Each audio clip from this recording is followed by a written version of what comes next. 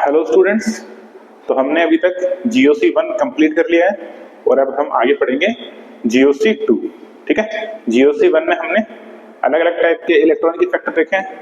कौन कौन से टाइप के हमने देखा? सबसे पहले इंडक्टिव इफेक्ट देखा है, उसके बाद रेजोनेंस देखा है, फिर हाइपर कॉन्जुगेशन देखा है। ठीक है, उनके बेस पे कुछ कुछ एग्जांपल्स किए हैं, उनकी एप्लीकेशंस की हैं हमने, है ना। अब ऐसा समझ लो कि जो GOC2 वाला पार्ट है वो GOC1 की कुछ एप्लीकेशंस है। ठीक है, उन्हीं की एप्लीकेशंस को हम देखेंगे। किसके ऊपर देखेंगे? डिफरेंट डिफरेंट इंटरमीडिएट्स पे। ठीक है, तो पहले लिखते हैं टाइप्स ऑफ इंटरमीडिएट। मेरे इंटरमीडिएट कितने टाइप के होते हैं? ठीक है, तो लिखते हैं types of intermediates. Types of intermediate, सबसे पहले लिखता हूं मैं कार्बोकेटाइन। Second carb A9. ठीक है, अगला मैं लिख सकता हूं फ्री रेडिकल।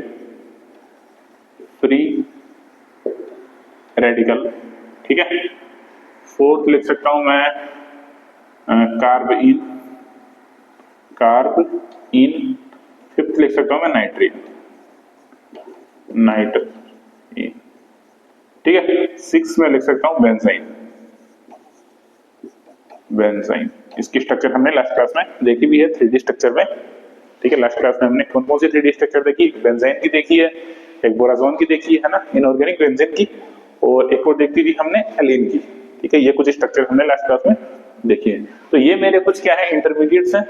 ठीक है, इनकी स्टेबिलिटी को चेक करने वाला है। ठीक है, किसी भी रिएक्शन में ये इंटरमीडिएट्स मेरे बनेंगे। ठीक है, और जो मेरा प्रोडक्ट बनेगा वो इन्हीं इंटरमीडिएट्स के ऊपर डिपेंड करेगा, इनकी स्टेबिलिटी के ऊपर डिपेंड करेगा। तो मैं इस बार, अब देखो 1 बाय 1 हम नहीं लेंगे, हम अब मिक्स एग्जांपल करेंगे, क्योंकि GOC1 में हमने टोटली चीज पढ़ चुके हैं ना।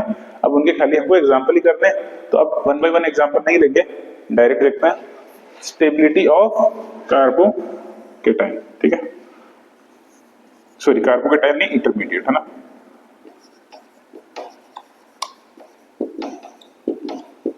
Stability of intermediates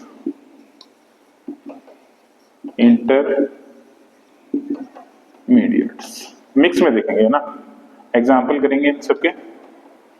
stability of intermediates कैसे स्टेबिलिटी चेक करते हैं? देखो, हमको जनरल आइडिया तो है ही, GOC1 में हमने देख लिया। बाकी जैसे जैसे कॉन्सेप्ट यूज आते जाएंगे क्वेश्चन में, मैं वैसे वैसे आपको बताते जाऊंगा। तो क्वेश्चन लिखना स्टार्ट करें। क्वेश्चन स्टार्ट करने से पहले कुछ जनरल ऑर्डर है। ठीक है, अगर मेरे पास कार्बोकेटाइन आ जाता है, कोई भी दो टाइप के कार्बोकेटाइन आ जाते हैं, उनमें जनरली कंफ्यूजन हो सकता है आपको। तो इसलिए कुछ जनरल ऑर्डर है, कार्बोकेटाइन का भी है, कार्ब एनाइन का भी है, और फ्री रेडिकल का भी है। तो कुछ जनरल ऑर्डर है वो आप लिखें। सबसे पहला लिखें आप for carbocation, general order of stability of carbocation. ठीक है, सबसे पहले लिखो इसमें ये कुछ स्ट्रक्चर्स हैं, ये आप याद रखें, ऑर्डर याद रखें, क्योंकि इनको आप एक बार में देखें तो आप बता नहीं पाएंगे, तो बेटर होगा उसके लिए ये ऑर्डर आप याद कर लें, कि आप एक बार में देखेंगे तो जनरली आइडिया नहीं लगा पाएंगे इनका, कि कौन सा स्टेबल है कौन सा अनस्टेबल है। ठीक है,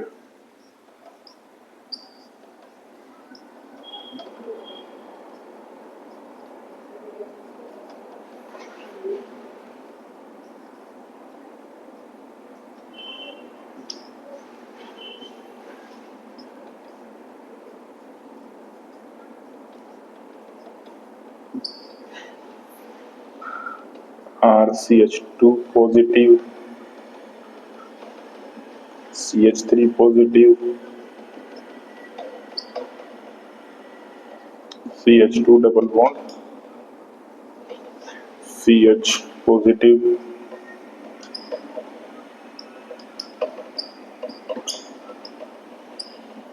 बेंजीन के ऊपर पॉजिटिव। कंटिन्यू चल रहा है ना ऑर्डर आगे, आप लिखें इसको।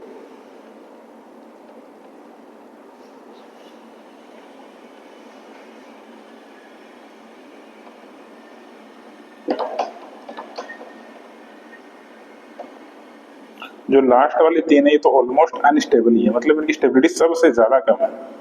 ऑलमोस्ट हम इनको समझ सकते हैं अनस्टेबल कंपाउंड है, ठीक है। जो लास्ट वाली तीन है वो तो ऑलमोस्ट अनस्टेबल ही है, ठीक है। लास्ट वाला तो मेरा एंटी एरोमेटिक ही है, ये वाला एंटी एरोमेटिक है, और यहाँ पे तो ब्रिज हेड पॉजिटिव वैसे स्टेबल नहीं होता है, ठीक है। तो ये ऑर्डर है किसके लिए? कार्बोकेटाइन के लिए। तो ये आप याद रखें हमेशा के लिए। इसके आगे मैं लिखता हूं फॉर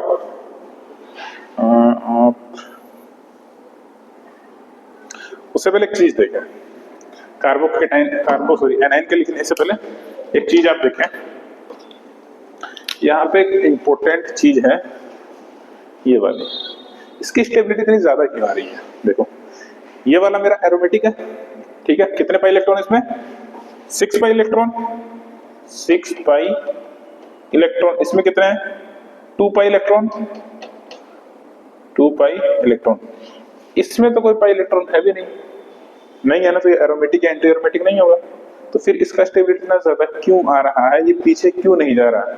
इसमें 3 मेंबर रिंग है, जबकि 3 मेंबर रिंग है ना, तो 3 मेंबर रिंग है तो पीछे चला जाना चाहिए। तो वो एरोमेटिक भी नहीं है, फिर भी इतना आगे जा रहा है। तो उसका एक रीजन है, उसका रीजन क्या है आप समझिए, ठीक है। बार बार पूछा जा सकता है, आप तो ये नोट बना के आप लिख लें, ठीक है। क्या लिखेंगे? देखो इसका रीजन कि इसकी स्टेबिलिटी इतनी ज्यादा क्यों है, ठीक है। ये है क्या? साइक्लोप्रोपाइल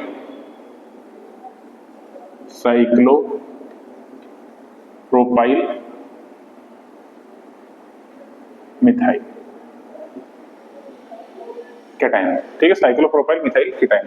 देखो इसमें होता क्या है जनरली, देखो यहाँ एक कार्बन है, यहाँ एक कार्बन है, यहाँ एक कार्बन है, यहाँ एक कार्बन है, ठीक है।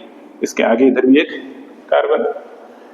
यहाँ पे ये वाला सिग्मा बॉन्ड कैसे बन रहा होगा? पी ऑर्बिटल की ओवरलैपिंग से ऐसे बन रहा होगा। ये वाला भी ऐसे बन रहा होगा, ये वाला भी ऐसे बन रहा होगा।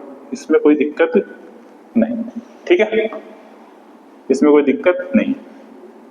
और इसमें होता क्या, देखो इसके पास भी खाली पी ऑर्बिटल पड़े होंगे क्योंकि इसका ऑक्टेट कंप्लीट नहीं है। तो होता क्या है जनरली, ये वाला लोब, इस कार्बन का ये वाला लोब और ये वाला लोब आपस में ओवरलैप कर लेते हैं। कभी ये वाला करेगा तो कभी ये वाला करेगा। अगर ये ऐसे ओवरलैप करेगा तो इसका स्ट्रक्चर क्या बन जाएगा बताओ? इसका स्ट्रक्चर देखो, मान लेते हैं, देखो मैं बना के दिखाता हूं आपको। अगर एक साइड वाला ओवरलैप करेगा तो ये स्ट्रक्चर कुछ ऐसे बनेगा। मान लेते हैं कि कौन सा वाला, ऊपर वाला ओवरलैप किया तो नीचे वाला टूटेगा। अगर ये टूटेगा तो ये टूटेगा इधर से, तो पॉजिटिव चार्ज यहां बनेगा। ये बॉन्ड टूटा तो इधर वाला डबल बॉन्ड बन गया, इस पे पॉजिटिव चार्ज आ गया। और ये किसमें चेंज हो सकता है? ऐसे भी हो सकता है क्या, यहाँ पे पॉजिटिव चार्ज आ जाए, ऐसे भी हो सकता है, ठीक है, बिल्कुल ऐसे हो सकता है। तो यहाँ पे इस चीज को मैं क्या बोलता हूँ, ये जो चीज हो रही है कभी ऊपर जा रहा है कभी नीचे जा रहा है, इस चीज को मैं बोलता हूँ डांसिंग रेजोनेंस। इसको बोलते हैं डांसिंग रेजोनेंस, ठीक है। ड्यू टू डांसिंग रेजोनेंस ये वाला देखा गया एक्सपेरिमेंटली बहुत ज्यादा स्टेबल हो जाता है, ठीक है। तो आप ये चीज आप ध्यान में रखें, सिर्फ यही वाला मॉलिक्यूल, ठीक है। ऐसा नहीं होगी कि मान लो कि आपके पास ये चीज है, ये चीज है, यहाँ पे आप पॉजिटिव लगा दी, इसमें डांसिंग रेजोनेंस करा दिया, वो नहीं होगा पॉसिबल कभी भी। बस मेरे पास साइक्लोप्रोपाइल मिथाइल अगर जब भी आएगा तो ये वाला स्टेबल होता है थ्रू डांसिंग रेजोनेंस, ठीक है। स्टेबल ये वाली जो चीज है वो स्टेबल होती है through stability due to dancing resonance, ठीक है। Stability due to dancing resonance, important चीज है, आप याद रखें, ठीक है। चलिए आगे लिखते हैं हम, या फिर इस पे कुछ एग्जांपल कर लें, हम करेंगे। चलो एक दो एग्जांपल कर लो इसके ऊपर बेस्ड, फिर चलते हैं आगे। जनरल ऑर्डर फॉर कार्बो एनाइन, तो मैं यहीं पे लिखता हूँ कुछ एग्जांपल। स्टेबिलिटी होती है, लेकिन कितनी स्टेबिलिटी होती है ये आपको इस एग्जांपल के थ्रू पता लग जाएगा कि ये कितना स्टेबल है। जैसे मैं एग्जांपल लिखता हूं, पीएच मतलब होता है phenyl group, pH means phenyl group.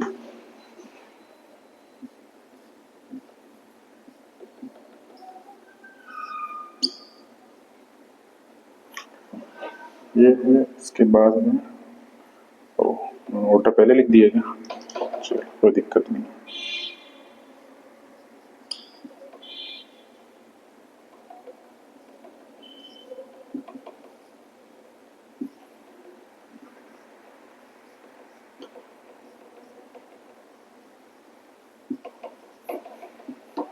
इसमें बताइए आप स्टेबिलिटी का ऑर्डर कि कौन सा ज्यादा स्टेबल होगा, कौन सा कम स्टेबल होगा, बताइए। देखो पहला वाला तो ज्यादा स्टेबल होगा ड्यू टू डांसिंग रेजोनेंस, ठीक है।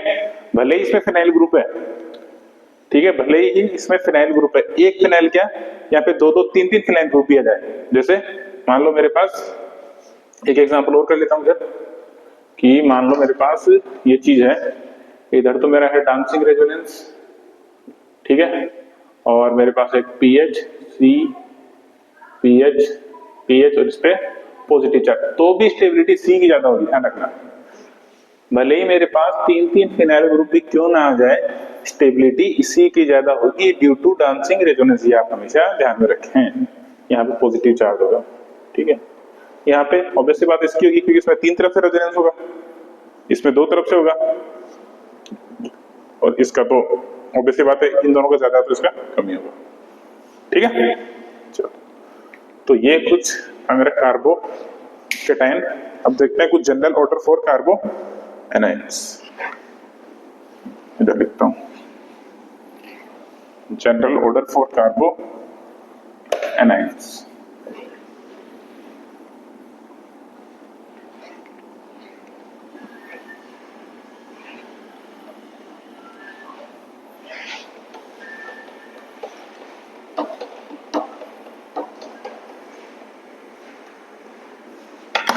नोट करें आगे आप,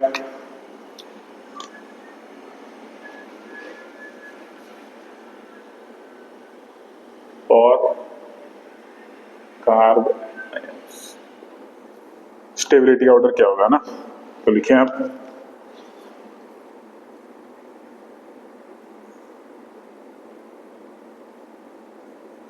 ये नेगेटिव चार्ज, इस पे R C double bond O CH2 negative, फिर R C triple bond C, फिर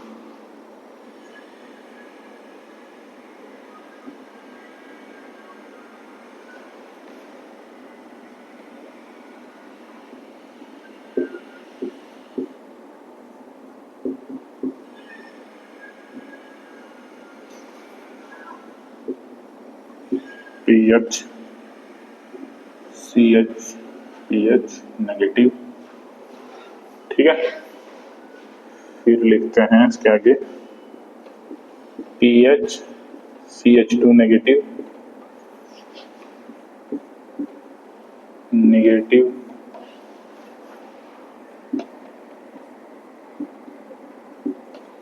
negative CH2 double bond CH negative, फिर CH3 नेगेटिव, फिर है RCH2 नेगेटिव। ठीक है, थोड़ा लंबा ऑर्डर है, आप इसको थोड़ा समझेंगे तो इजीली याद कर पाएंगे। ठीक है, CHR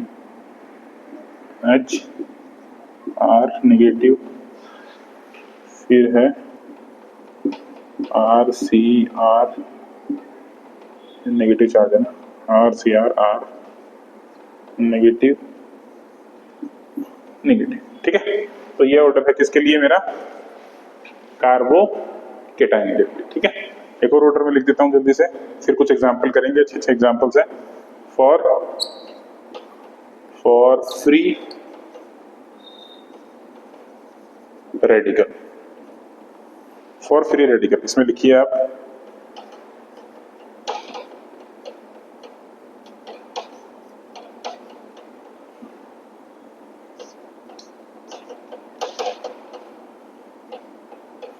ये कार्बन है, इसके ऊपर यहाँ फ्री रेडिकल है, इसकी स्टेबिलिटी सबसे ज्यादा है, इसमें 3 तरफ रेजोनेंस है, फिर 2 तरफ रेजोनेंस का पीएच आएगा, पीएच मतलब एक फिनाइल ग्रुप, फिर एक तरफ रेजोनेंस, फिर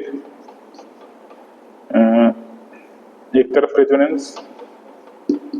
ठीक है, फिर मेरा नॉर्मल अल्काइल ग्रुप्स में, उसके बाद में इंडक्टिव इफेक्ट आएगा।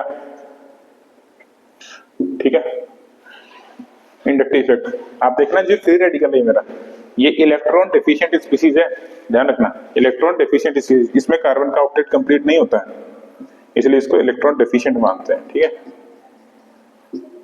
इसके आगे 2 तरफ से इंडक्टिव इफेक्ट समझ लो, फिर एक तरफ से इंडक्टिव स्टेप समझ लो, फिर नो इंडक्टिव इंडक्टिव इफेक्ट, क्या बोल रहा हूं अभी। इसके बाद में आप समझ सकते हैं sp2 कार्बन वाला। ठीक है, sp2 में मेरे पास बेंजीन भी आ सकती है। इसके बाद में sp3 कार्बन वाला, क्योंकि sp3 कार्बन की इलेक्ट्रॉन नेगेटिविटी सबसे ज्यादा होती है। ठीक है, sp3 कार्बन में जो मेरी इलेक्ट्रॉन नेगेटिविटी है वो सबसे ज्यादा होती है, इसलिए सबसे लीस्ट स्टेबल होगा। ठीक है, अब देखो समझ भी सकते हो, वैसे इतना कोई हार्ड है नहीं। देखो इसमें 3 तरफ से रेजोनेंस है, ज्यादा स्टेबल, इसमें 2 तरफ से, उससे लीस्ट स्टेबल, ये एक तरफ है, उससे लीस्ट स्टेबल, इसमें रेजोनेंस है तो वैसे स्टेबल, लेकिन इससे कम रेजोनेंस है, इसमें रेजोनेंस है ही नहीं। क्या है इसमें, इंडक्टिव इफेक्ट, 3 तरफ से इंडक्टिव इफेक्ट है। चलो ठीक है, इसमें देखो फ्री रेडिकल यहाँ पे, फ्री रेडिकल यहाँ पे, तो इसमें 2 तरफ से इंडक्टिव इफेक्ट, कोई भी आर ग्रुप हो सकता है, CH3 ले लेते हैं हम, तो CH3 में 2 तरफ से इंडक्टिव इफेक्ट लगेगा, इसमें मेरा एक तरफ से इंडक्टिव इफेक्ट है, इसमें कोई इंडक्टिव इफेक्ट नहीं है, इसमें sp2 कार्बन है, ये सारे के सारे ऊपर वाले मतलब sp2 कार्बन थे, सॉरी sp कार्बन थे ना, सॉरी sp3 मतलब ये जो भी आर ग्रुप था ये मेरा sp3 था, लेकिन यहाँ पे sp2 हो गया है, इसमें भी sp2 है, लेकिन यहाँ मेरा ये क्या हो गया है, sp3 कार्बन है, तो उसकी इलेक्ट्रॉन नेगेटिविटी सबसे ज्यादा होगी। और हमको पता है कि इलेक्ट्रॉन नेगेटिविटी जिसके ऊपर ज्यादा होती है, जिस भी एटम के ऊपर, उसके ऊपर इलेक्ट्रॉन डेफिशिएंट स्पीसीज अनस्टेबल होती है। ठीक है, जैसे मैं लिखता हूँ ऑक्सीजन, इसके ऊपर पॉजिटिव चार्ज कभी भी स्टेबल नहीं होता है। ठीक है, ये क्या है, एक मोर इलेक्ट्रॉन नेगेटिव स्पीसीज ऑक्सीजन। ठीक है, ऑक्सीजन क्या है मेरी, मोर इलेक्ट्रॉन नेगेटिव स्पीसीज है। अगर ज्यादा इलेक्ट्रॉन नेगेटिव स्पीसीज है तो इसके ऊपर पॉजिटिव चार्ज बोल दो, या फिर इलेक्ट्रॉन डेफिशिएंट स्पीसीज बोल दो, इसके ऊपर फ्री रेडिकल होता तो वो भी अनस्टेबल होता। ठीक है, तो ये कुछ जनरल ऑर्डर थे मेरे पॉजिटिव चार्ज और कार्बोकेटाइन के लिए, कार्ब एनाइन के लिए और फ्री रेडिकल के लिए। तो आप इन सबको नोट करें एक बार।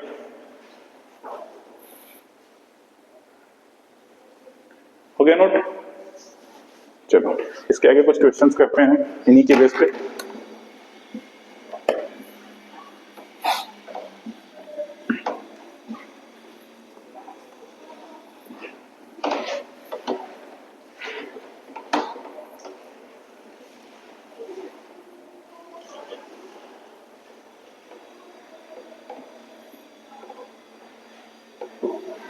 इनके बेस पे कुछ क्वेश्चंस करते हैं हम लोग।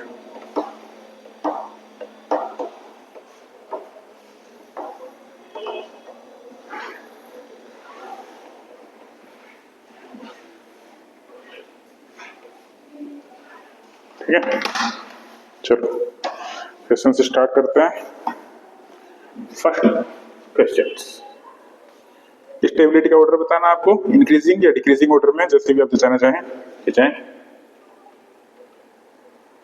CH3 नेगेटिव, इनके कुछ कुछ कॉन्सेप्ट मैंने आपको GOC 1 में बता दिए हैं, तो उनका आप यूज करें और स्टेबिलिटी बताएं।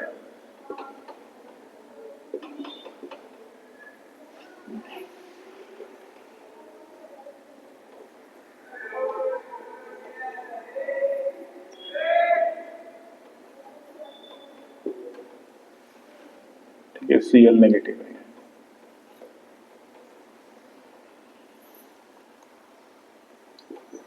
OH negative, SH negative.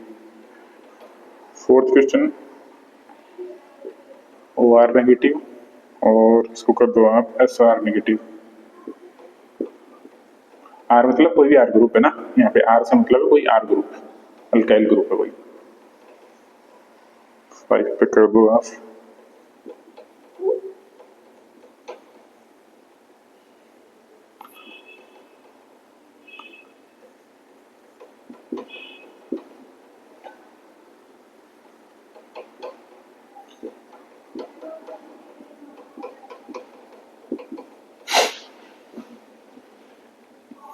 इसके आगे मैं लिखता हूँ RCH double bond CH2 negative, sorry CH negative आएगा ना। इसके आगे लिखता हूँ मैं RC triple bond C negative. 6 number question. 7 number, देखो मिक्स क्वेश्चन आएंगे, इसमें पॉजिटिव नेगेटिव फ्री रेडिकल सब कुछ आने वाला है ना। CH2 पॉजिटिव, फिर R CH double bond CH positive, फिर R C triple bond C positive. ठीक है, 8th में मैं सी के जैसा ले सकता हूँ R CH2 free radical, R CH free radical, फिर है मेरा R C triple bond C और यहाँ पे फ्री रेडिकल। ठीक है, और अनदर एग्जांपल, क्वेश्चन नंबर 9।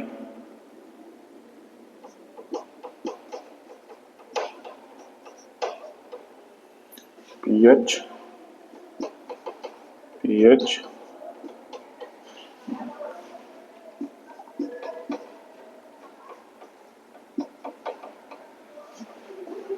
इसके आगे मैं लिख सकता हूँ pH CH2 पॉजिटिव और CH3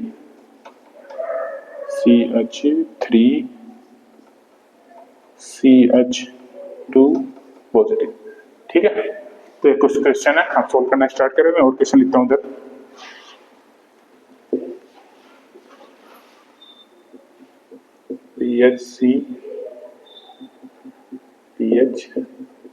pH इसके ऊपर नेगेटिव चार्ज। ठीक है, pH इसके ऊपर नेगेटिव चार्ज, फिर pH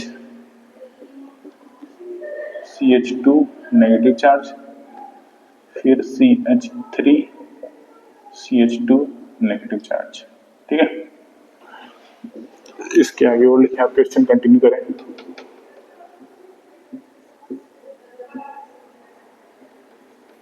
पॉजिटिव,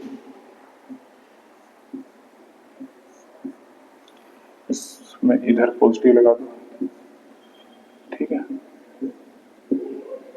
यहाँ पॉजिटिव, और इन सब में मिक्स कॉन्सेप्ट यूज होंगे, ध्यान रखना यूज कर सॉल्व करने के लिए हमको तीनों इफेक्ट देखने पड़ेंगे।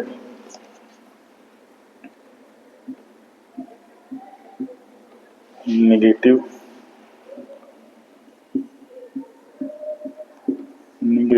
एंड एक इधर कर देता हूँ नेगेटिव। एक और देखो, एग्जाम्पल, और मैंने एग्जाम्पल लिखने स्टार्ट कर दिया, चलो कोई दिक्कत नहीं है, हमको तो क्वेश्चन सोल्व करने से मतलब, एग्जाम्पल लिखे चाहे कुछ और लिखे उससे फर्क नहीं पड़ता।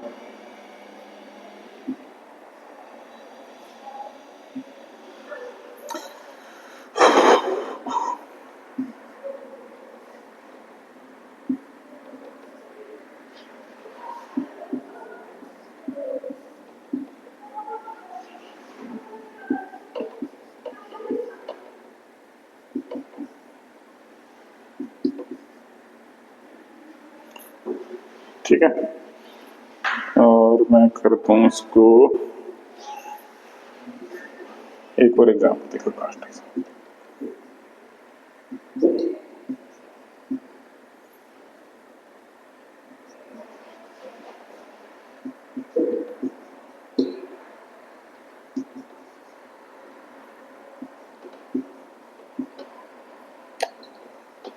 ये कुछ एग्जांपल्स हैं, आप सॉल्व करें इनको इजीली, इजी क्वेश्चन है सारे के सारे, कर पाएंगे बड़े इजीली।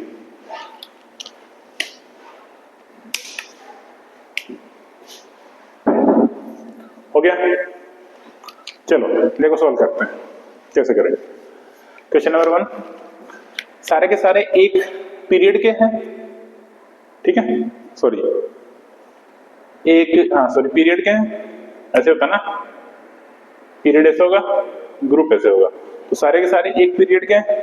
जब भी पीरियड में होते हैं तो साइज फैक्टर नहीं बनता, फैक्टर क्या बनता है, इलेक्ट्रॉन नेगेटिविटी। फैक्टर क्या बनता है, इलेक्ट्रॉन नेगेटिविटी, जिसके ऊपर मतलब जो ज्यादा इलेक्ट्रॉन नेगेटिव है उसके ऊपर नेगेटिव चार्ज ज्यादा स्टेबल होगा। तो कौन सा ज्यादा इलेक्ट्रॉन नेगेटिव है, फ्लोरीन, तो ऑर्डर क्या बनेगा, ये वाला, ये था ना, कार्बन नाइट्रोजन ऑक्सीजन फ्लोरीन, ऐसे बनता है। लेकिन अगर मैं मान लो कि एक ग्रुप की बात करता, एक ग्रुप की बात करता कैसे, F minus Cl minus Br minus I minus, तो इसमें स्टेबिलिटी कैसे बनती है बताओ, इसमें फैक्टर बनेगा साइज फैक्टर, ठीक है, ऊपर से नीचे जा रहा हूं तो साइज मेरा बढ़ रहा है ऊपर से नीचे जाने पर, और ऊपर से नीचे जाने पर बस साइज का फैक्टर ध्यान रखो आप, साइज से हो जाएगा। अगर साइज बढ़ेगा तो स्टेबिलिटी I माइनस की सबसे ज्यादा आएगी, फिर क्या आएगी Br माइनस, फिर क्या आएगी Cl माइनस, और लास्ट में माइनस। क्यों, क्योंकि देखो नेगेटिव चार्ज तो सेम है सब पे, नेगेटिव चार्ज तो सब पे सेम है, सिंगल नेगेटिव चार्ज है इन टर्म्स ऑफ मैग्नीट्यूड। इसकी साइज सबसे ज्यादा है, इसकी साइज छोटी, इसकी साइज और छोटी, इसकी साइज सबसे छोटी। तो बड़े साइज में चार्ज रहना ज्यादा स्टेबल प्रीफर करेगा, ठीक है, ज्यादा प्रीफर करेगा, सॉरी, कि एक नेगेटिव बड़े साइज में रहना ज्यादा प्रीफर करेगा छोटे साइज के कंपेयर में, है ना। कोई भी चीज देख लो आप, कोई भी चीज अगर छोटी साइज में कंजस्टेड रहेगी तो वो अनस्टेबल रहेगी, अगर फैल के रहेगी कोई भी चीज तो वो स्टेबल रहेगी, ठीक है। तो इसको हम इस तरीके से देख सकते हैं। इसमें बताओ सेम वही चीज है, क्लोरीन की स्टेबिलिटी, सॉरी क्लोरीन की इलेक्ट्रोनेगेटिविटी ज्यादा है तो ऑर्डर ऐसा बनेगा। इसमें बताओ ऑक्सीजन और सल्फर एक ग्रुप के एलिमेंट है, ऑक्सीजन सल्फर, ये था ना 18 के नीचे 16, तो इसका साइज ज्यादा है, नेगेटिव चार्ज इस पे भी माइनस है, इस पे भी माइनस है, तो ये वाला ज्यादा स्टेबल होगा नीचे वाला, ऑर्डर। इसमें भी सेम ऑर्डर, इसमें भी सेम ऑर्डर, क्योंकि रेजोनेंस दोनों में बराबर है, रेजोनेंस का फर्क नहीं पड़ रहा है, रेजोनेंस दोनों में सेम है, सेम है तो क्या फैक्टर करेगा, इसकी साइज, जिसकी साइज बड़ी उस पर नेगेटिव ज्यादा स्टेबल, ऑब्वियसली बात है। इसमें इलेक्ट्रोनेगेटिविटी का फर्क नहीं पड़ेगा, ध्यान रखना। चलो इसमें बताओ ये वाला कौन सा हाइब्रिड है, आप इसको मत देखो, आप इसी को देखो, चलो 1 2 3 मतलब sp2 है क्या यहाँ पे, लेकिन इसके पास एक लोन पेयर भी तो प्रेजेंट है, लोन पेयर भी है ना, negative charge means lone pair ही होता है, तो ये क्या होगा sp3 मान लो, इसको मान लो आप sp2 एज्यूम कर लो, इसको sp एज्यूम कर लो, ठीक है। तो ये वाला लेस इलेक्ट्रोनेगेटिव, ये मोर इलेक्ट्रोनेगेटिव, और ये सबसे ज्यादा इलेक्ट्रोनेगेटिव, ठीक है। इधर लिख भी देता हूं order, S electron negativity sp की सबसे ज्यादा होगी, इलेक्ट्रॉन नेगेटिविटी sp2 की उससे कम होगी, और इलेक्ट्रॉन नेगेटिविटी किसकी, sp3 की सबसे कम होगी, ठीक है। सबसे कम होगी तो स्टेबल कौन सा होगा, ये, क्योंकि देखो ज्यादा इलेक्ट्रॉन नेगेटिव पे, सॉरी मैंने उल्टा लिखा है कुछ, यस मैंने शायद उल्टा लिखा है कि ज्यादा इलेक्ट्रोनेगेटिविटी पे तो नेगेटिव चार्ज ज्यादा स्टेबल होता है, ऑक्सीजन पे नेगेटिव चार्ज ज्यादा स्टेबल होता है, तो ये ज्यादा इलेक्ट्रॉन नेगेटिव है, स्टेबिलिटी कुछ ऐसे बनेगी। क्योंकि आप देखो ना, जब भी ज्यादा इलेक्ट्रॉन नेगेटिव एटम आता है उस पे नेगेटिव चार्ज ज्यादा स्टेबल होता है। फ्लोरीन पे इलेक्ट्रॉन नेगेटिव चार्ज ज्यादा स्टेबल होता है, क्लोरीन पे ज्यादा स्टेबल होता है, ऑक्सीजन पे ज्यादा स्टेबल होता है, मतलब कि वो ज्यादा वो मेरे ज्यादा इलेक्ट्रॉन नेगेटिव एटम है। तो यहाँ पे भी मेरा इलेक्ट्रॉन नेगेटिव एटम है carbon, due to sp hybridisation. ठीक है, इसमें बताओ, लेकिन इसमें उल्टा जाएगा, ये ज्यादा इलेक्ट्रॉन नेगेटिव है लेकिन इसमें पॉजिटिव चार्ज आ गया, तो गड़बड़ है, इसका ऑर्डर कुछ ऐसे बनेगा। चलो इसमें बताओ, ये भी एक इलेक्ट्रॉन डिफिशिएंट स्पीशीज है, मैंने आपको बताया। फ्री रेडिकल जो होता है वो एक इलेक्ट्रॉन डिफिशिएंट स्पीशीज होता है। तो इलेक्ट्रॉन नेगेटिव स्पीशीज पे फ्री रेडिकल अनस्टेबल होगा क्योंकि इलेक्ट्रॉन डिफिशिएंट है। इसमें बताओ, 3 टाइप से रेजोनेंस, इसमें 2 टाइप से, इसमें 1 टाइप से, उसमें तो है ही नहीं, तो ऑर्डर कुछ इस टाइप से होगा। ठीक है, इसमें बताओ सेम चीज, इसमें 3 जगह रेजोनेंस है, इसमें 2 जगह है, इसमें 1 जगह। इसमें बताओ मैं आपको एक चीज बताता हूं, हम स्टेबिलिटी चेक कैसे करते हैं। सबसे पहले क्या चेक करेंगे हम, रेजोनेंस। ठीक है, सीधा लिखता हूं रेजोनेंस। फिर मैं चेक करूंगा क्या, हाइपर कॉन्जुगेशन। फिर क्या चेक करूंगा, इंडक्टिव। अगर रेजोनेंस के बेस पर मेरा आंसर आ जा रहा है तो फिर मैं हाइपर कॉन्जुगेशन और इंडक्टिव इफेक्ट चेक नहीं करूंगा। अगर आंसर नहीं आता तो फिर मैं अगले स्टेप पे जाऊंगा, हाइपर कॉन्जुगेशन पे। अगर वहां भी आंसर नहीं आता तो फिर मैं जाऊंगा इंडक्टिव इफेक्ट पे। ठीक है, चलो तो बताओ क्या इसमें रेजोनेंस है क्या? बिल्कुल, यहाँ पे रेजोनेंस नहीं है। देयर इज, मतलब इस एग्जाम्पल में इधर नो रेजोनेंस। ठीक है, कोई रेजोनेंस इसमें नहीं है, लेकिन इसमें क्या प्रेजेंट है, हाइपर कॉन्जुगेशन। हाइपर कॉन्जुगेशन मतलब बताओ यहाँ पे कितने अल्फा हाइड्रोजन प्रेजेंट है इस स्पीशीज पे। देखो यहाँ पे 3 हाइड्रोजन प्रेजेंट है, यहाँ पे 2 प्रेजेंट है, यहाँ पे 2 प्रेजेंट है, सारे के सारे अल्फा हाइड्रोजन है। ठीक है, पॉजिटिव के बगल वाले कार्बन पे कितने हाइड्रोजन है, वही मेरा क्या होता है, अल्फा H। तो कितने होंगे इसमें, 3 4 5 6 7 अल्फा हाइड्रोजन। इसमें बताओ 2 हाइड्रोजन ये वाले काउंट होंगे, 1 हाइड्रोजन ये वाला काउंट होगा, कितने होंगे, 3 अल्फा H। इसमें बताओ 1 2 3 4 अल्फा H। इसमें बताओ ओनली ये काउंट होगा, तो इसमें कितना होगा, ओनली 1 अल्फा H। ठीक है, नेमिंग कर दो इनकी। इसको बोल देता हूं मैं A, इसको बोल देता हूं B, इसको बोल देता हूं C, इसको बोल देता हूं D। ठीक है, चलो तो बताओ ऑर्डर क्या होगा, जो सबसे जिसमें सबसे ज्यादा अल्फा हाइड्रोजन वो सबसे ज्यादा स्टेबल, तो सबसे ज्यादा वाला कौन सा, ए ऑप्शन। तो मैं इसका आंसर ऊपर लिख दूंगा इधर, ए सबसे ज्यादा स्टेबल। फिर कौन सा होगा बताओ, सी होगा क्या, फिर कौन सा होगा, बी, और फिर क्या होगा, डी। ठीक है, इस टाइप से मैं ऑर्डर फाइंड कर सकता हूं on the basis of this rule. Okay, बताओ इसमें क्या कभी अल्फा हाइड्रोजन पे चेक करूंगा क्या, बताओ। अल्फा हाइड्रोजन मैं उसी में चेक करता हूं जो मेरी इलेक्ट्रॉन डेफिशिएंट स्पीशीज है। इलेक्ट्रॉन डेफिशिएंट मतलब कार्बोकेटायन में चेक करूंगा, कार्बन फ्री रेडिकल में चेक करूंगा। ठीक है, 2 ही चीजें मेरे पास जहां पे मेरा हाइपर कॉन्जुगेशन एप्लीकेबल है। तो इस केस में हाइपर कॉन्जुगेशन नॉट वैलिड। ठीक है, क्यों वैलिड नहीं है, क्योंकि हाइपर कॉन्जुगेशन क्या होता है कि हाइपर कॉन्जुगेशन में ऑसिलेशन होता है, एक हाइड्रोजन का बोल दो या फिर सिग्मा इलेक्ट्रॉन्स का। ठीक है, तो वो ऑब्वियसली बात है कि वो होता क्या है हाइपर कॉन्जुगेशन में। देखो जैसे एक एग्जांपल देता हूं आपको मैं, जैसे CH3 है, मैं आपको बता रहा हूं CH3 है, इधर कार्बन है और इधर इसके ऊपर एक पॉजिटिव चार्ज है। ठीक है, तो मैं से लिख दूं क्या, इधर हाइड्रोजन, इधर हाइड्रोजन, इधर हाइड्रोजन। ठीक है, हाइपर कॉन्जुगेशन का एग्जांपल दे रहा हूं कैसे होता है। तो ये पॉजिटिव चार्ज क्या चाहेगा, कि मेरा पॉजिटिव चार्ज खत्म हो जाए। तो ये क्या करेगा, इन लोन पेयर को, मतलब इस कार्बन के जो इलेक्ट्रॉन है, मतलब ये वाले बॉन्ड के इलेक्ट्रॉन को अपनी तरफ खींचेगा। ठीक है, अपनी तरफ खींचेगा, क्योंकि ये मेरे लूजली बॉन्डेड इलेक्ट्रॉन्स होते हैं। ठीक है, इसलिए हाइपर कॉन्जुगेशन होता है।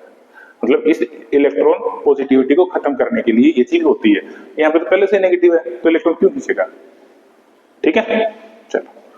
तो इसमें हाइपरकंजुगेशन है नहीं, रेजोनेंस भी नहीं है। क्या इंडक्टिव इफेक्ट है क्या? बिल्कुल है। इसमें कितने तरफ से इंडक्टिव इफेक्ट लग रहा है? 1 2 3। इसमें बताओ ओनली 1, इसमें 1 2। तो इसको ऑप्शन दे दो ए, इसको बी दे दो, इसको सी दे दो। तो सबसे ज्यादा स्टेबल कौन सा होगा?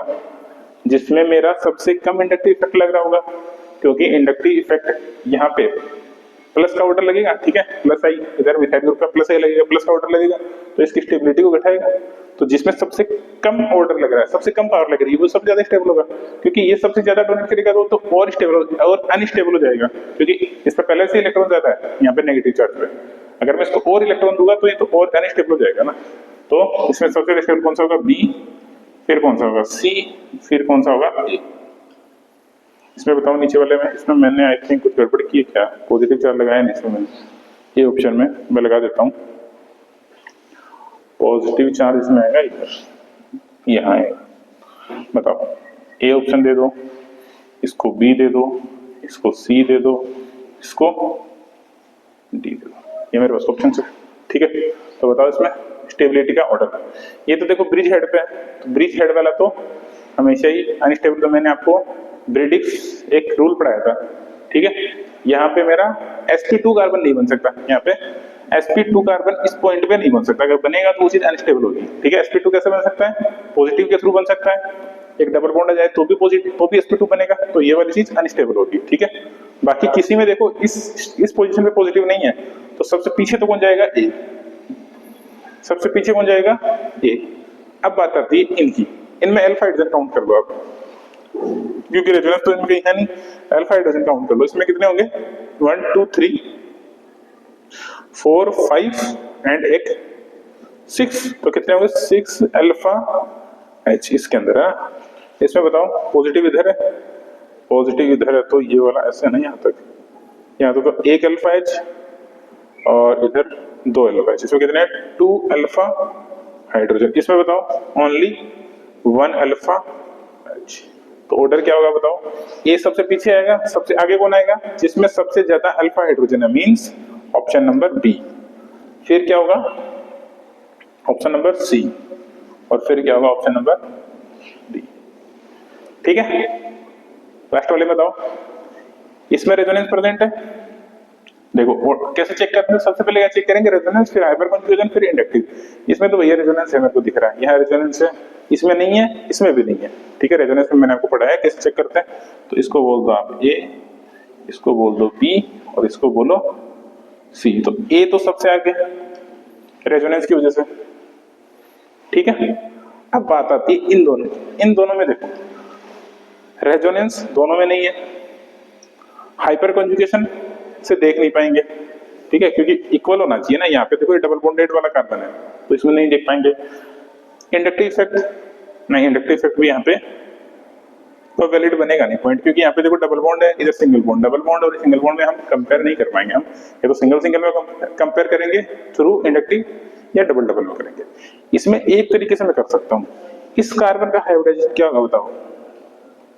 इस कार्बन का हाइब्रिडाइजेशन होगा, देखो 1 2 और कुछ बच रहा है क्या इसमें? और तो 1 सिग्मा 2 सिग्मा, हाइड्रोजन इस पे है नहीं, तो इसका हाइब्रिडाइजेशन क्या होगा? S P. इसका हाइब्रिडाइजेशन क्या होगा? एक इधर हाइड्रोजन भी है ना यहाँ पे, तो 1 2 3, ये क्या होगा? 3 मतलब sp2 होगा, sp2 होगा। तो बताओ ज्यादा इलेक्ट्रॉन नेगेटिव हाइब्रिड कौन सा होगा? sp या sp2? sp ज्यादा इलेक्ट्रॉन नेगेटिव होगा। ज्यादा इलेक्ट्रॉन नेगेटिव पे पॉजिटिव स्टेबल है, या फिर कम इलेक्ट्रॉन नेगेटिव पे पॉजिटिव स्टेबल है?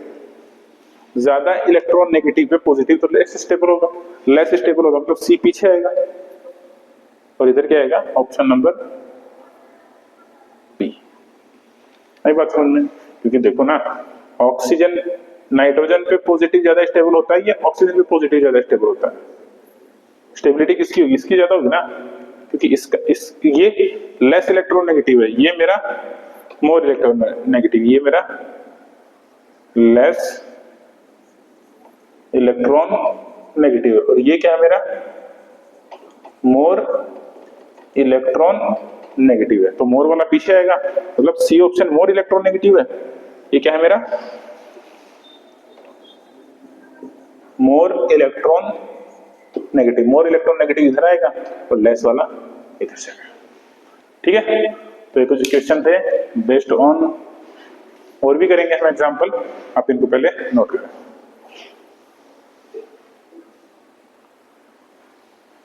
ठीक है, तो चलिए हम कुछ एग्जांपल्स और कर लेते हैं। किया जाए कुछ एग्जांपल या फिर नेक्स्ट क्लास में देखें।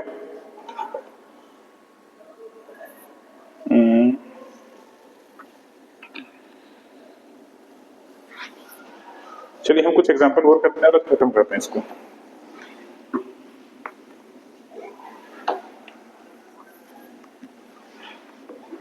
ठीक है, 2-3 एग्जांपल और देखते हैं फिर इसको खत्म करते हैं।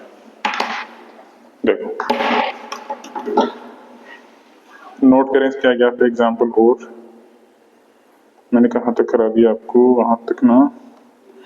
ठीक है, अब कुछ देखते हैं हम रिंग वाले एग्जांपल, जिनमें रिंग भी आएगी। ये पॉजिटिव पॉजिटिव, ये पॉजिटिव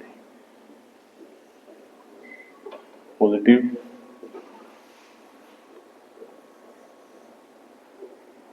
ठीक है। आप जनरल ऑर्डर भी ध्यान में रखें, कार्बोकेटाइन का, कार्बोएनाइन का और फ्री रेडिकल का। ठीक है,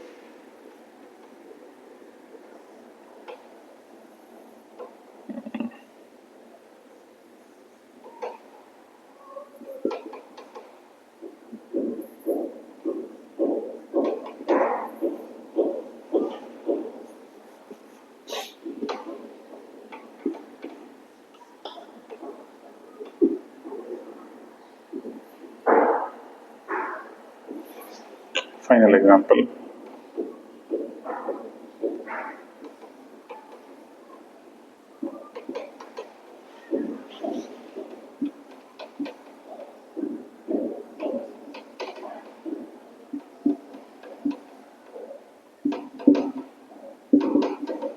ठीक है, ये कुछ एग्जांपल और करते हैं, कीजिए इनको सॉल्व जल्दी, कीजिए कीजिए। हो गया, चलो देखते हैं। फर्स्ट वाला कैसे करेंगे, कैसे देखते हैं? सबसे पहले क्या देखते हैं? रेजोनेंस, फिर रेजोनेंस के बाद क्या देखते हैं? हाइपर कॉन्जुगेशन, फिर इंडक्टिव इफेक्ट। ठीक है, रेजोनेंस तो किसी में नहीं है, हाइपर कंजुगेशन है क्या चेक करो, बिल्कुल हाइपर कंजुगेशन तो है इसमें। कितने हैं देखो, इसमें बताओ अल्फा हाइड्रोजन कितने हैं? फर्स्ट वाले में इसमें अल्फा कितने हैं देखो, 1 2 3 4, कितने? 4 अल्फा एच, कितने? 4 अल्फा एच, इसमें 1 2 3 4, इसमें भी 4 अल्फा एच है भाई। इसमें कितने हैं? इसमें भी 4 अल्फा एच और इसमें भी 4 अल्फा एच है। तो ये तो बराबर हो गया मामला। अगर मामला बराबर हो गया तो फिर अब मैं क्या करूं? इंडक्टिव इफेक्ट भी सब में सेम है। तो अब मुझे देखना पड़ेगा रिंग स्ट्रेन। रिंग स्ट्रेन, कौन सी रिंग मेरी ज्यादा स्टेबल होती थी? मेरी हमेशा 6 मेंबर ज्यादा स्टेबल होती थी, फिर 5, फिर 4, फिर 3 ये ऑर्डर होता था। ठीक है भाई, इसमें बताओ कौन सा होगा? ये होगा, एक्सेप्शन है। क्यों? इसमें क्या होता है? डांसिंग रेजोनेंस, ये होता है। इसमें बताओ, इसमें किसी टाइप का कोई डांसिंग रेजोनेंस नहीं होगा, बस स्पेसिफिक एग्जांपल यही है। एक्सेप्शनली बहुत ज्यादा स्टेबिलिटी हो जाती है उसकी ड्यू टू डांसिंग रेजोनेंस। ठीक है, इसमें तो मेरी 5 मेंबर रिंग 4 मेंबर से ज्यादा स्टेबल होगी। इसमें बताओ, इसमें एरोमेटिक कैरेक्टर चेक करो। आई थिंक यहाँ पे इसमें पॉजिटिव चार्ज भी है, मैं आपको देख के बता देता हूँ। पॉजिटिव चार्ज सब पे पॉजिटिव है, यहाँ पे पॉजिटिव है ना, पॉजिटिव चार्ज इसमें यहाँ पे पॉजिटिव है और यहाँ पे भी पॉजिटिव है। अब बताओ इसका स्टेबिलिटी बताओ। इसमें कितने पाई इलेक्ट्रॉन है? 2 पाई इलेक्ट्रॉन, 2 पाई इलेक्ट्रॉन है, तो क्या होगा? ये एरोमेटिक होगा क्या? बिल्कुल सही बात है, एरोमेटिक होगा। इसमें बताओ एरोमेटिक या एंटी एरोमेटिक या नॉन एरोमेटिक? sp3 कार्बन है, sp3 कार्बन है तो नॉन एरोमेटिक, देखने की जरूरत ही नहीं है आगे। इसमें बताओ नॉन एरोमेटिक, देखने की जरूरत नहीं है, sp3 कार्बन आ गया, ठीक है, पहले इलेक्ट्रॉन काउंट ही नहीं करना मुझे, क्योंकि अगर एक भी sp3 कार्बन आ गया तो वहां पे मेरा नॉन एरोमेटिक हो जाएगा। इसमें बताओ sp2 sp2 sp2 sp2 and sp2 पर कितने electron, 4 pi electron, 4 pi electron, तो ये क्या होगा मेरा एंटी एरोमेटिक। रूल याद है कि नहीं याद है? एरोमेटिक के लिए क्या होता है, एरोमेटिक के लिए 4n प्लस 2 पाई इलेक्ट्रॉन, लेकिन अगर एंटी एरोमेटिक के लिए 4 पाई n इलेक्ट्रॉन, 4 पाई n पाई इलेक्ट्रॉन, ठीक है। तो n की जगह 1 रखो तो 4 आएगा, तो ये क्या होगा मेरा aromatic, sorry anti aromatic, anti aromatic, ठीक है। और ये क्या होगा मेरा एरोमेटिक, n की जगह कितना रखो उसमें 0 0 रखोगे तो ये टर्म 0 2 पाई इलेक्ट्रॉन। तो बताओ ज्यादा स्टेबिलिटी किसकी होगी, इसको ऑप्शन कर दो, ऑप्शन नंबरिंग कर दो इसकी, इसको करो आप A, इसको करो B, इसको करो C एंड इसको करो D। तो बताओ आंसर क्या होगा, सबसे ज्यादा स्टेबल कौन सा होगा, सबसे ज्यादा होगा A, और सबसे लीस्ट स्टेबल कौन सा होगा, D ऑप्शन, एंटी एरोमेटिक सबसे लीस्ट होता है। अब बात आती है इन दोनों के अंदर, इसमें क्या रेजोनेंस प्रेजेंट है और इसमें रेजोनेंस प्रेजेंट नहीं है, तो ऑब्वियस सी बात है जो रेजोनेंस है वो ज्यादा स्टेबल होगा compare to non resonance species, ठीक है।